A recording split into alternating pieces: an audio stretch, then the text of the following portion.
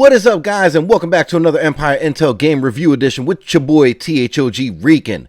Now today we're going to be reviewing the highly controversial DLC from Ubisoft for Ghost Recon Wildlands called Narco Road.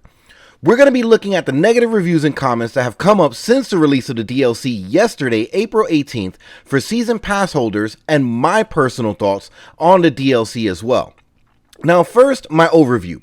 Narco Road is the newest expansion to Tom Clancy's Ghost Recon Wildlands and is supposed to take your main Ghost character and put him undercover in order to infiltrate the Santa Blanca cartel and take it down from within. This DLC comes along with Title Update 3.0, which was meant to fix a bunch of problems that were in Wildlands that many of us are still upset about because they fixed the tiny non-game breaking stuff and didn't even address the real issues that people are having. Already, we can see that there is a huge shift from the main stealth and tactics that the base game is built on to be more of a loud, in-your-face style of gameplay that people are comparing to Grand Theft Auto games. But more on that later. From the start of the DLC, you're already seeing some disappointing things, and I can understand where people are coming from with this. The first thing you notice, your character does not carry over. You have to start a new character from scratch, which takes away from the immersion of the game and basically having to start all over again. You also lose all your weapons from the base game.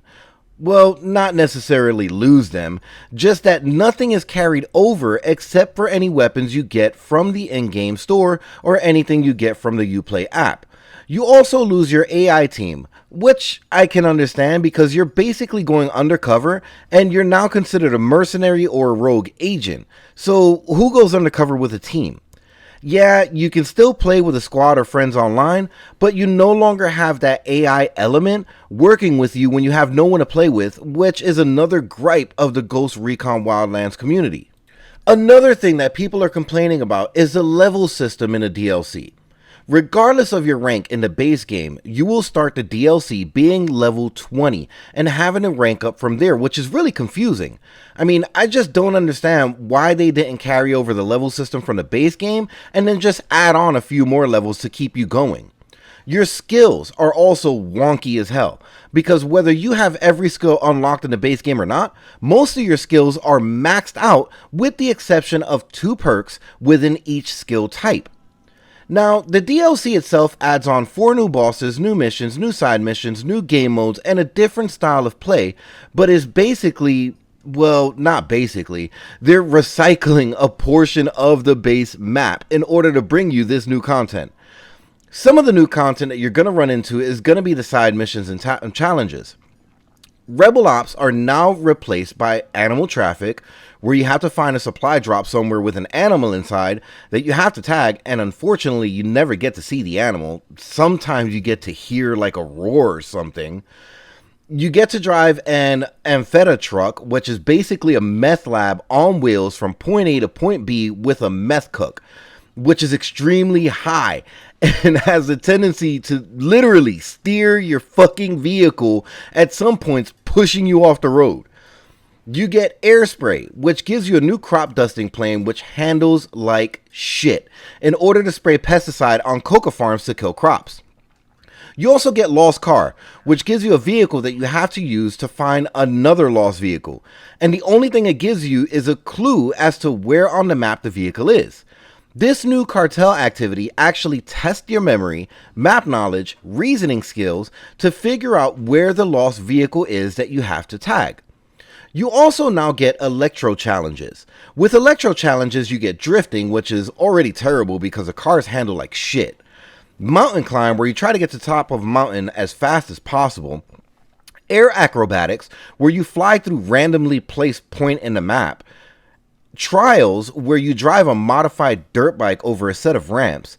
And jumps that are placed all over the place and gives you points for jumping your vehicle.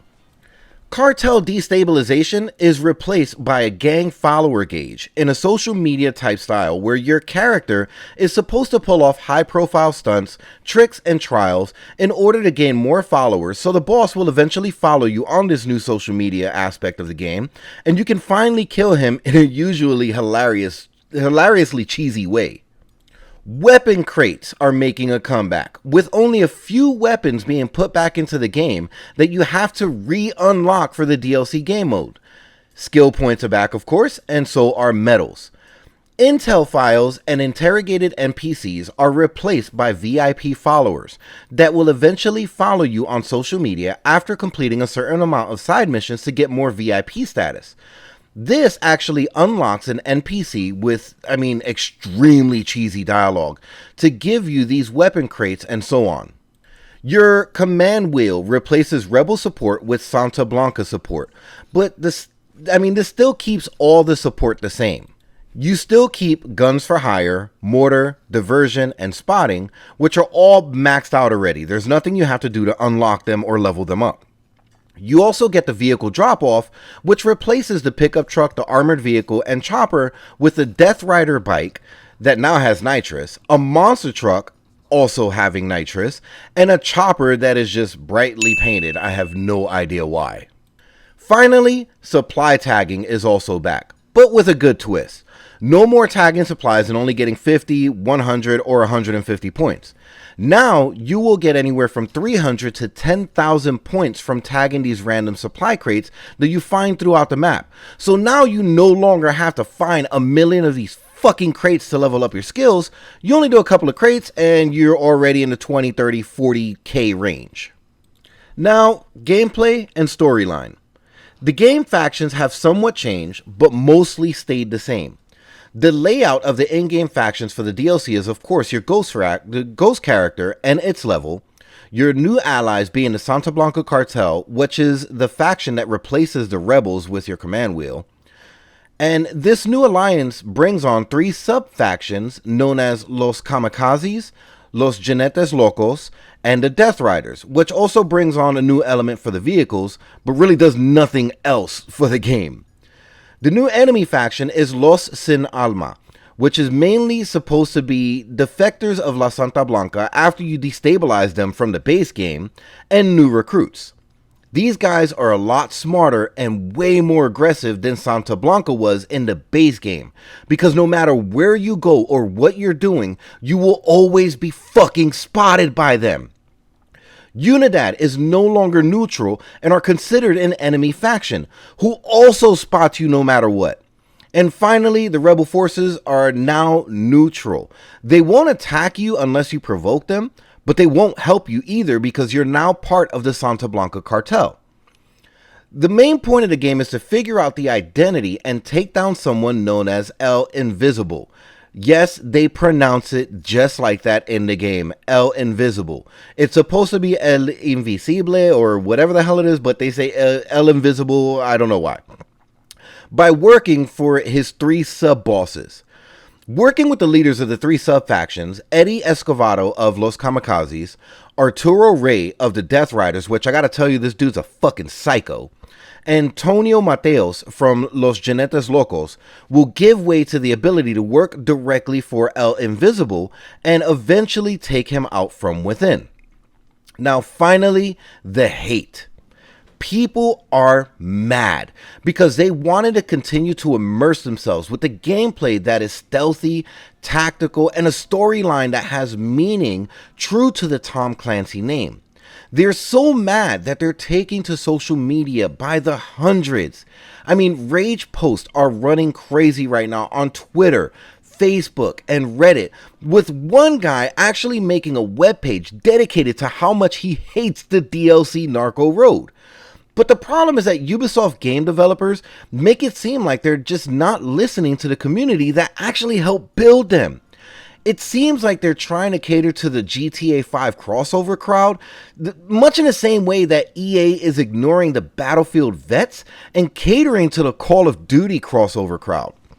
Now, people wanted more stealth, they wanted more realism, they wanted better missions, better vehicle handling, more character customizations to include customizing your AI squad. Do you have any idea what it's like to fucking sit here for, half an hour, 2 hours? I don't know how some people actually do it, but there's people that spend hours customizing their character to actually coincide with some of the missions they're about to fucking play, and your AI squad looks like they're getting ready to fucking go to McDonald's or some shit, while you're sitting here in a fucking bush Wookiee suit trying to hide in a bush.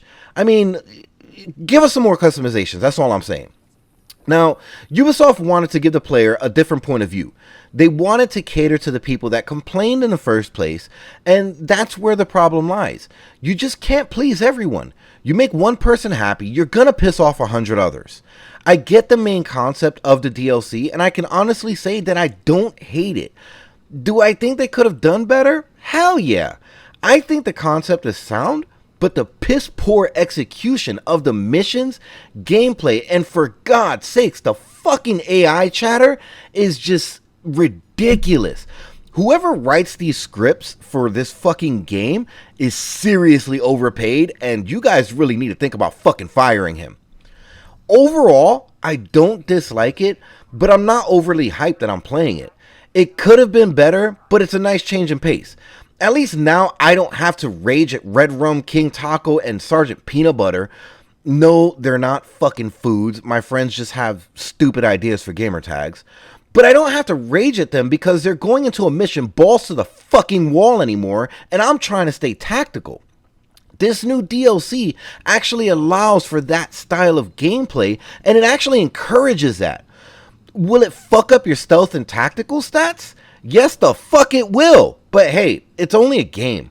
Hopefully the next DLC will bring us back to the core of the base game. But for now, Narco Road it is. Anyway, you were chilling with your boy THoG Recon. Make sure to do all of that cool YouTube stuff. Like, subscribe, share. Hit me up in the comment section. Let me know what you think of the DLC. Do you hate it? Do you love it? Are you just basically on both sides of the fence on it? Let me know in the comment section. I will be monitoring that. Make sure you guys follow us on Facebook, THoG Empire. Hit that sub button on YouTube. Follow THoG Recon on Twitch. And I'm going to catch you guys later. Deuces.